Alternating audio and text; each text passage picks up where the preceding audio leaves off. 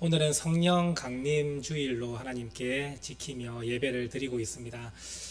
성령 강림 주일은 예수님께서 십자가에 달려 죽으시고 그리고 부활하신 이후로 50일이 지난 시점입니다. 우리가 부활절 예배를 드린 지가 엊그제 같은데 벌써 50일이나 지났습니다. 그래서 50일이 지났다 해서 신약 시대에는 이 날을 오순절이라고 이렇게 부르죠. 그 50일이 지난 시점에 예수님께서 약속하신 성령을 제자들에게 보내주셨는데, 함께 기도하며 기다리고 있던 그 제자들에게 성령이 임하여서 모든 제자들이 성령의 충만함을 받았다고 성경에 기록되어 있습니다. 사도행전 1장과 2장 말씀을 보시면 그 사건이 여러분들 기록되어 있는데, 혹시 잘 모르시는 분들은 그 말씀을 다시 한번 읽어보시면 좋을 것 같습니다. 그날을 기념하며 우리가 성령 강림 주일로 지키고 있습니다.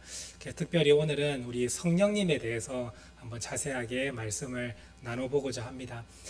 우리가 성령님 하면 여러 가지 오해들도 있고, 성령님에 대해서 잘 모르시는 분도 계실 줄로 압니다. 우리가 성령님 하면 삼위일체의 하나님으로 우리가 생각을 하고 있는데, 많은 성도분들이 이 성령님에 대해서는 조금 소홀히 여기시고 계시는 분도 많으실 거예요.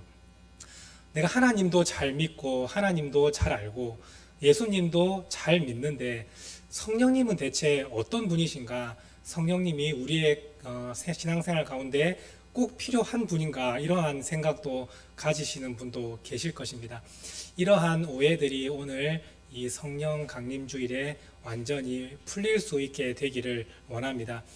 어떤 분들은 이렇게 생각하는 분도 계실 것입니다. 우리가 성령을 받으면 우리가 완전히 좀 변화되는, 근데 변화되는 거는 좋은데 보통 우리 신앙생활 할 때 좀 과격하게 신앙생활 하는 분들도 많이 보이지 않습니까?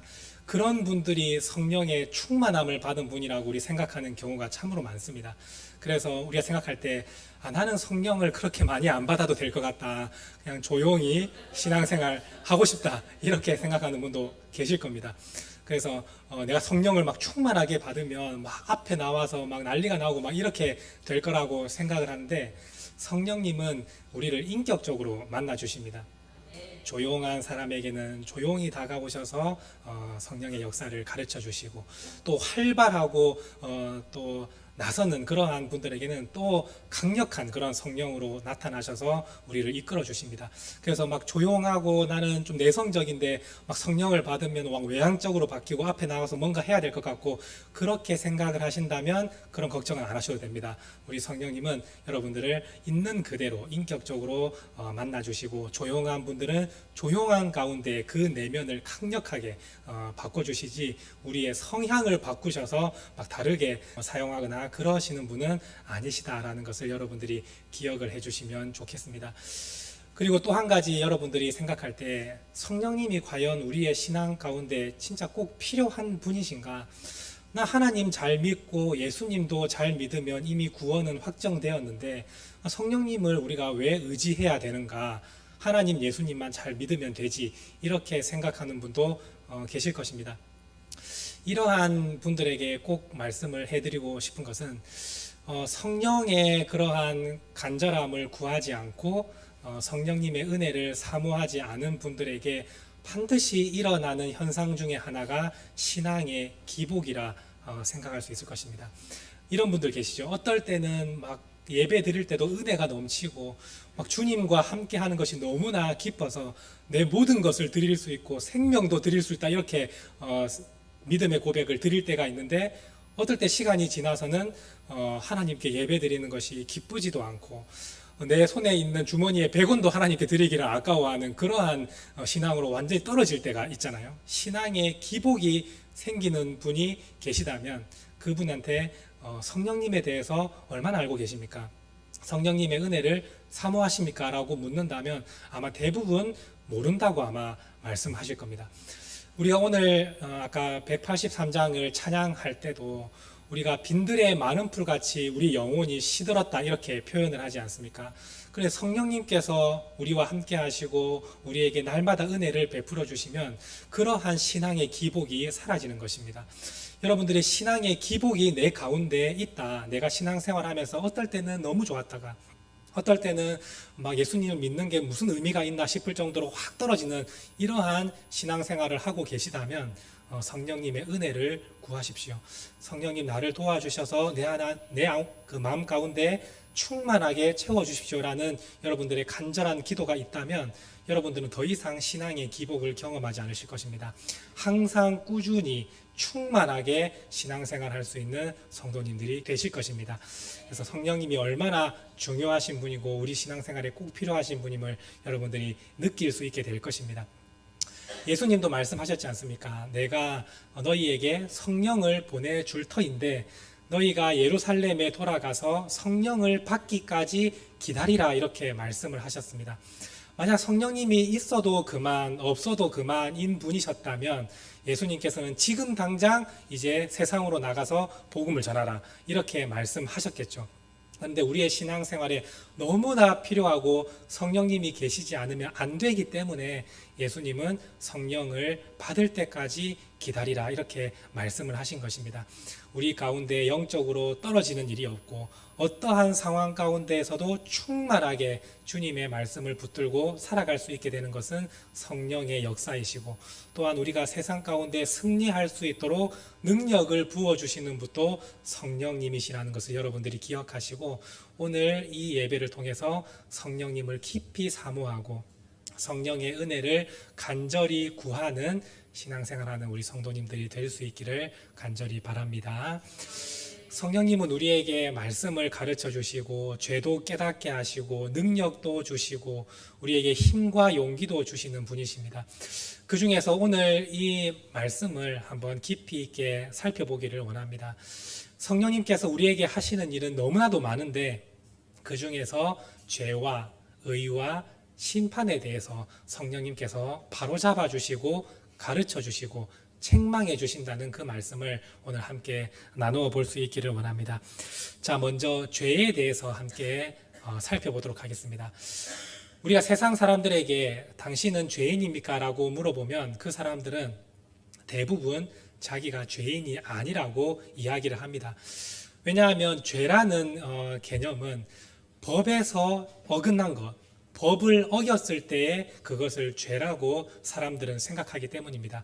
그래서 당신이 죄인입니까? 라고 물었을 때 내가 법을 어긴 적이 있었나? 라고 생각을 하고 나는 법에 잘못된 것이 없었다라고 생각하면 나는 죄인이 아닙니다 라고 이야기를 할 것이고 세상 사람들 가운데에서도 법을 어기는 죄를 저지른 사람들이 있죠.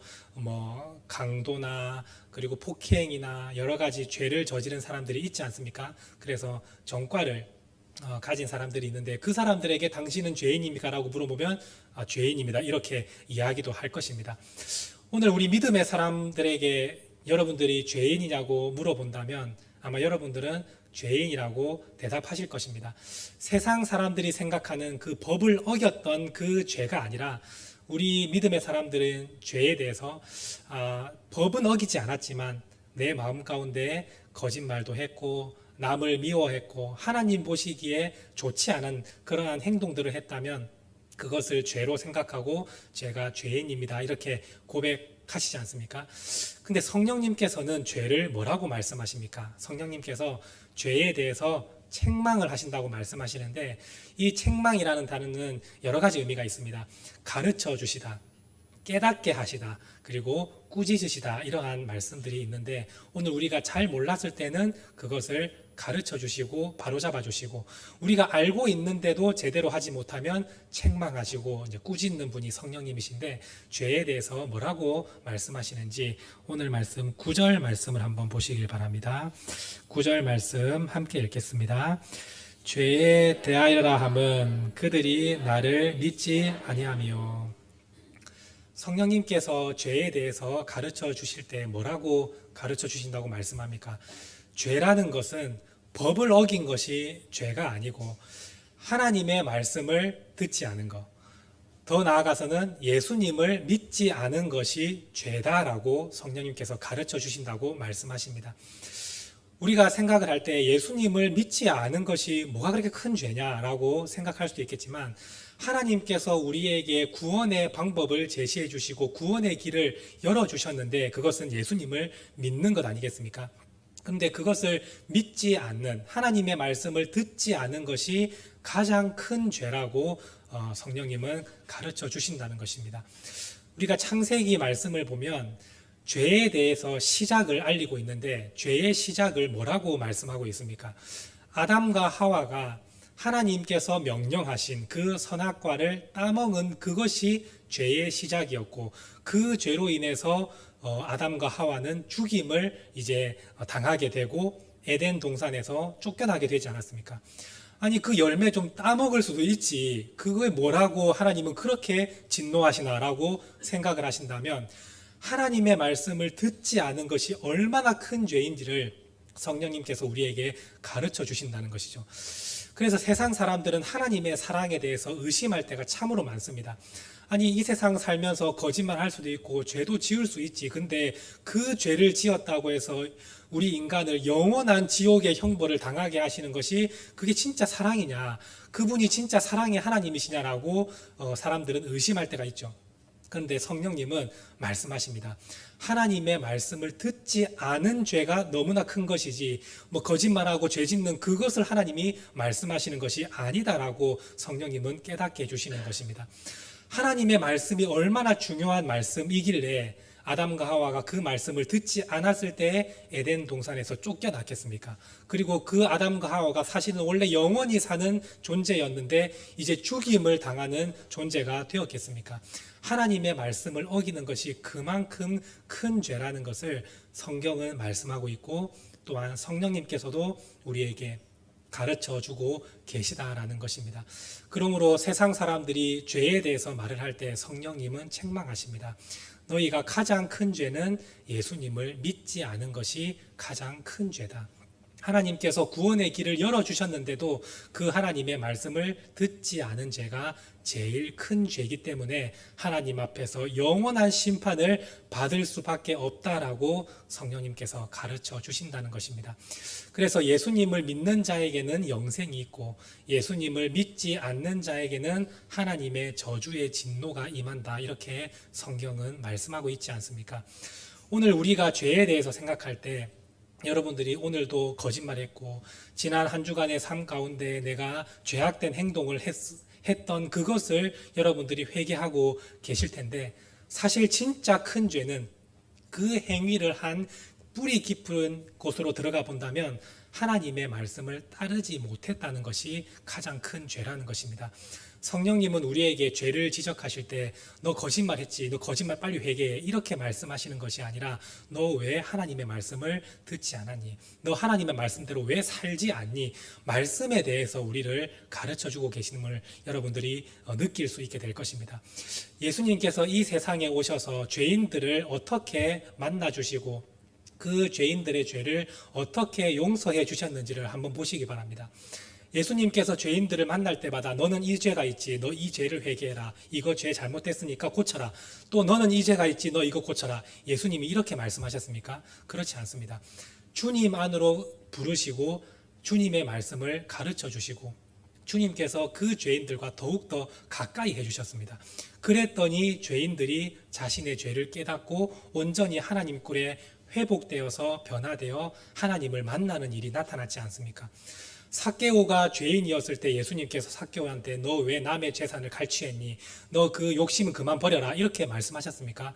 아닙니다. 삭개오에게 이름을 부르시고 내려오라 하시고 내가 오늘 네 집에 내가 유하여야겠다, 이렇게 말씀하시며 삭개오와 함께 식사를 나누셨습니다. 그리고 하나님의 말씀을 삭개오에게 전해주셨습니다. 그랬더니 삭개오가 변화되었지 않습니까? 제가 남에게 빼앗은 것이 있으면 다 돌려주겠습니다. 갚아주겠습니다. 몇 배로 갚아주겠습니다. 그리고 가난한 자에게 제가 제 재산을 절반을 나누어서 그들을 돕겠습니다. 이렇게 변화되었지 않습니까? 오늘 성령님께서도 우리의 죄를 지적하실 때 그와 같이 말씀하신다는 겁니다. 여러분들의 그 죄의 목록을 하나하나 지적하는 것이 아니라 더 말씀대로 살아라고, 더 말씀에 가까이 나아가라고 우리 성령님께서는 우리를 그렇게 인도해 주시는 것입니다. 그래서 우리를 성령님은 예배의 자리로 자꾸 이끄십니다. 예배의 자리로 나와서 하나님을 만나고 말씀을 들으면 우리가 변화되고 우리의 죄가 생각이 나고 그 죄를 이겨낼 수 있기 때문에 성령님께서는 계속해서 예수님께로 더 가까이 나가고 하나님의 말씀을 더 읽게 하고 예배의 자리로 우리를 부르시는 것입니다. 그런데 우리가 그 말씀을 듣지 않고 자꾸 예배를 소홀히 여기고 예배의 은혜를 얻으려고 하기보다는 억지로 막 끌려 나온 것처럼 나와 있고, 그것은 성령님의 말씀을 듣지 못하고 있는 상태인 겁니다. 그런데 성령님의 말씀을 듣는 순간 여러분들에게 예배가 회복되고 말씀을 가까이 하게 되고 예수님께서 나를 구원하신 그 기쁨이 충만하게 되면서 여러분들이 자연적으로 죄를 이겨낼 수 있게 되는 것입니다. 이것이 성령께서 말씀하시는 것이고 성령의 역사다라는 것을 오늘 말씀을 통해 가르쳐 주고 계십니다. 자, 두 번째는 의에 대해서 성령님께서 가르쳐 주신다 말씀합니다. 오늘 말씀 10절 말씀입니다. 함께 읽겠습니다.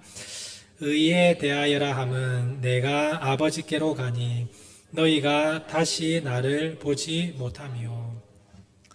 우리가 보통 의롭다 이렇게 한다면 우리가 착한 일을 하고 선한 일을 하고 말씀대로 살아가야 그것이 의라고 생각하는 경우가 많습니다. 그래서 내가 무언가를 해야 내가 의롭게 된다고 생각하는 경우가 참으로 많죠. 그런데 예수님께서 부자 청년에게도 말씀을 했지 않습니까? 제가 무엇을 해야 영생을 얻을 수 있습니까? 제가 무엇을 해야 의로운 자가 될 수 있습니까? 라고 했을 때 예수님께서 네가 이걸 해야 된다라고 말씀하시기보다는 너는 네 스스로는 할 수 없다라고 말씀하셨죠. 오늘 성령님께서 우리에게 의에 대해서 가르쳐 주실 때 우리가 자꾸 교회에 봉사하고 예배 잘 드리고 하나님 사랑받는 일을 하고 그렇게 뭔가를 해야만 우리가 의롭게 된다고 생각하는데 성령님은 그게 아니다라고 가르쳐 주신다고 말씀합니다. 의라는 것이 무엇입니까? 오늘 말씀해 보시면 예수님께서 아버지께로 가니 너희가 나를 다시 보지 못할 것이다. 이것을 의라고 말씀하십니다. 예수님께서 이 세상에 오신 것은 우리 죄인들을 구원하기 위해서 이 세상에 오셨습니다. 그리고 십자가에 달려 죽으심으로 그 모든 죄를 다 짊어지셨습니다. 그리고 3일 만에 다시 살아나심으로 예수님은 진짜 하나님의 아들이시고 죄가 없는 분이심을 증명하셨습니다. 그리고 나서 예수님은 하나님의 나라로 올라가셨습니다. 예수님께서 이 모든 말씀을 이미 제자들에게 십자가에 달려 죽기 전에 다 말씀하셨습니다. 내가 이 세상에 온 것은 죄인들을 구원하기 위해서, 그리고 내가 십자가에 달려 죽을 것이고 3일 만에 다시 살아날 것이고, 그리고 다시 살아나서 하나님의 보좌 오른편에 내가 앉을 것이다. 이렇게 예수님은 말씀하셨습니다. 이 모든 것은 예수님께서 우리를 다 구원하시고 우리의 죄를 대신해서 죽으시고 모든 것을 완성하시고 하나님의 나라로 올라가실 것을 예수님이 말씀하셨는데, 예수님 그 자체가 의라는 것을 이 성경은 말씀해 주고 계시는 겁니다. 성령님께서도 그 말씀을 하고 계시는 겁니다. 예수님 그 자체가 의라는 것. 그래서 하나님께로 올라가서 다시 보지 못하는 것은 예수님이 말씀하신 모든 것을 다 이루셨다는 것이고 말씀대로 다 성취하고 이제 제자들의 눈에 보이지 않게 되었다는 것을 말씀하고 계시기 때문에 예수님을 믿는 것이 곧 의인이다라고 성령님께서는 깨닫게 해주신다는 것입니다. 오늘 우리가 어떻게 하면 의로워지는가에 대해서 여러분들이 고민을 하신다면 성령님께서 나에게 깨닫게 해주시는 말씀은 내가 예수님을 믿을 때 내가 의롭게 되는구나 라는 것을 알게 해주신다는 것입니다. 이 은혜를 여러분들이 날마다 누리며 살아갈 수 있게 되기를 원합니다. 우리 마지막으로 심판에 대해서 말씀을 나눠보겠습니다. 오늘 말씀 11절 말씀입니다. 함께 읽겠습니다. 심판에 대하여라 함은 이 세상 임금이 심판을 받았습니다. 우리가 심판에 대해서 항상 오해하는 생각들이 있습니다. 우리 심판이라고 하면 여러분들은 항상 두려운 마음을 가집니다. 내가 심판을 혹시 받게 될까? 내가 이 세상 죽었을 때 주님 앞에 가서 주님께서 나를 책망하시지는 않을까? 이러한 두려움을 가지는 분들이 계실 것입니다. 그런데 성령님께서는 심판에 대해서 우리를 바로잡아 주시는데 뭐라고 바로잡아 주시냐면 심판에 대해서 두려워하지 마라. 심판은 너희가 받는 것이 아니다. 이렇게 말씀을 해주십니다. 오늘 심판은 우리하고는 아무런 상관이 없는 것입니다. 그렇기 때문에 우리가 심판에 대해서 걱정하고 두려워하며 내가 죽었을 때 심판을 받게 되면 어떡하나 이러한 마음을 전혀 가질 필요가 없는 것입니다. 그래서 성령에 충만한 사람은 심판에 대해서 전혀 걱정하거나 두려워하지 않습니다. 이것은 마치 이런 것과 같습니다. 여자분들이 군대를 가야 되나라고 여러분들이 걱정하는 분 계십니까? 혹시 국가에서 나를 불러서 나를 징집해서 군대에 끌고 가면 어떡하나 이렇게 걱정하는 여자분 계십니까? 고등학교를 졸업하는 남자들은 한 번쯤은 걱정을 하거든요. 이제 내가 군대를 가야 되구나. 군대를 가면 어떻게 될까? 이러한 걱정이 되지만 여자분들은 그런 걱정 안 하시잖아요. 왜냐하면 나하고 상관없는 일이니까. 반대로 남자분들에게 물어보겠습니다. 여러분들이 출산의 고통을 겪게 될까 걱정하십니까? 내가 나중에 아이를 가지면 혹시 내가 얼마나 아플까? 이러한 걱정을 하는 남자분이 계십니까? 걱정하는 분이 아무도 안 계실 겁니다. 왜냐하면 그거는 나하고 상관없는 일이기 때문에. 심판도 마찬가지입니다. 심판은 믿음의 사람하고는 아무런 관련이 없습니다. 그런데 우리가 왜 심판에 대해서 두려워하며 걱정합니까? 그럴 필요가 전혀 없다고 성령님께서 바로잡아 주신다는 겁니다. 그러면 심판은 누가 받는 것입니까? 오늘 말씀을 보시면 세상 임금이 심판을 받는다 이렇게 말씀하고 있습니다. 세상 임금이라는 것은 사탄을 상징하는 표현입니다. 그래서 심판은 사탄이 받는 것이고 그리고 사탄을 따르는 사람들이 받는 것이 심판입니다. 그래서 우리의 믿음의 사람은 심판을 걱정할 것이 없고 사탄이 이미 심판을 받게 되고 사탄을 따르는 그 사람들이 결국 하나님께 심판을 받게 되는데 오늘 말씀을 자세히 보시면 심판을 받게 될 것이다 라는 미래형으로 말씀하지 않고 이미 심판을 받았다고 말씀을 하고 계십니다. 예수님께서 십자가에 달려 죽으시기 직전에 하신 말씀을 우리는 다 기억할 것입니다.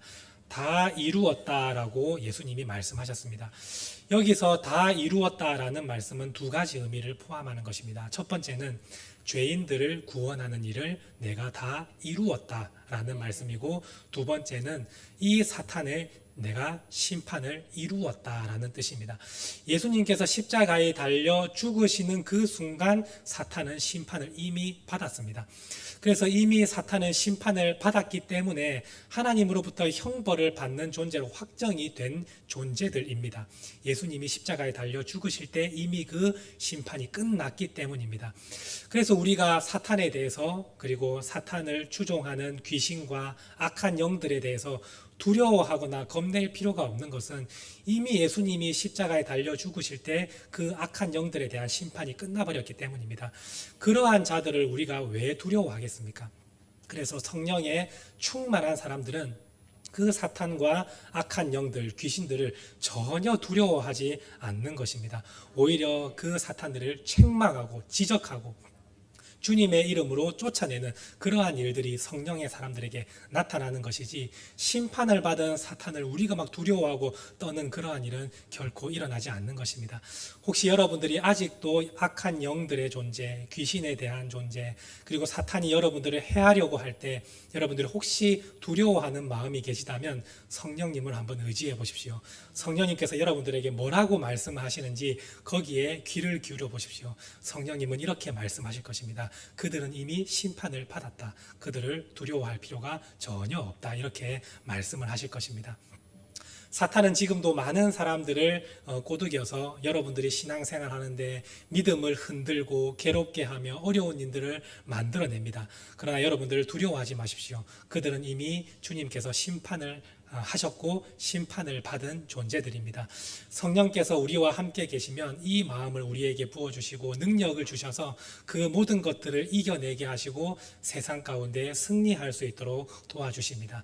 이것이 성령님의 역할이다라는 것을 예수님께서 오늘 말씀을 통해서 가르쳐주고 계십니다. 예수님께서 이 성령님을 우리에게 보내주셨습니다. 내가 너희를 비록 지금은 떠나서 너희와 함께 하지 않지만 내가 성령을 너희에게 보내리니 그분이 너와 함께 하시며 너희를 붙드시고 능력을 주실 것이다. 이렇게 말씀을 해주셨습니다. 우리 예수님은 우리의 인생의 목자가 되시고 항상 우리를 지켜주시고 우리가 잘 되기를 인도해 주시는 분이 우리 예수님이시지 않습니까? 그 예수님의 사랑의 결과가 바로 이 성령의 선물입니다. 오늘 여러분들이 성령을 선물로 받았는데 그 선물의 보따리를 아직도 풀지 않고 계시는 분들이 계시다면 오늘 그 성령의 보따리를 풀어서 성령의 은혜를 풍족하게 누릴 수 있게 되기를 원합니다. 그러면 여러분들의 삶이 온전히 변화될 것이고 여러분들의 얼굴에는 기쁨이 충만하게 될 것이고 두려움은 사라질 것이고 성령께서 깨닫게 하시는 말씀들이 날마다 우리를 촉촉하게 적셔주실 것이고 세상 가운데 두려워하지 않고 능력 있게 살아가는 성도들로 성령께서 세워주실 것입니다. 오늘 이 성령 강림 주일에 그 성령님의 따뜻하시고 풍성하신 은혜를 마음껏 누리는 우리 모든 성도님들이 되시기를 간절히 바랍니다. 기도하시겠습니다. 하나님 아버지 감사드립니다. 오늘 성령 강림 주일에 우리를 불러주시고 하나님 앞에 예배드리며 성령의 은혜를 함께 나눌 수 있게 하심에 감사를 드립니다. 오늘 우리 모든 성도들이 예수님께서 보내주신 그 성령의 선물을 모두가 다 풍족하게 누릴 수 있게 되기를 원합니다. 성령께서 말씀을 깨닫게 하여 주시고 성령께서 우리에게 능력을 더딥혀 주시고 성령께서 우리의 가는 모든 길을 지도해 주시고 은혜를 베풀어 주신다는 사실을 우리가 기억하면서 성령께 은혜를 구하고 간절한 마음으로 성령과 함께 동행하는 우리 모든 성도들 될 수 있도록 은혜 내려 주시옵소서. 감사드리며 예수님의 이름으로 간절히 기도드립니다. 아멘.